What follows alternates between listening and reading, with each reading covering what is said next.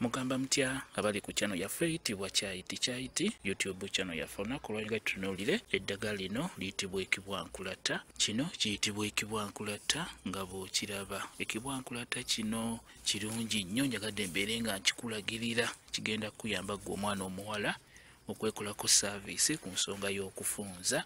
Beera ng'ofuna bukoola, olaba funa ebikoola bino eby'ekibwankulata obiraba. Fumba amazzi, bitekeko ku mazzi agookya.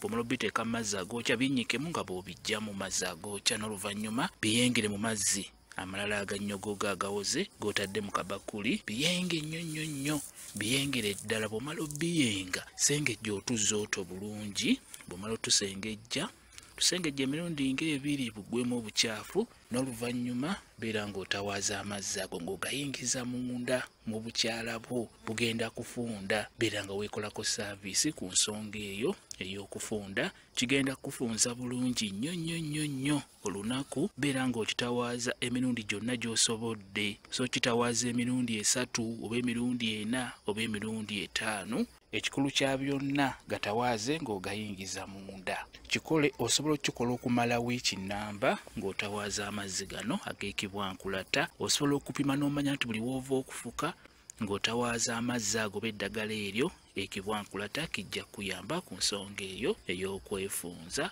Weefunze omwami w'abeere ng'akunyumira, obeere ng'osobola omukwata ng'akuyingira. Kamba WhatsApp namba yange osobola okumbuuza, nja kwongera okunyonyola ku vidiyo eno. WhatsApp namba yange eri 0778734 yeeyo WhatsApp namba yange.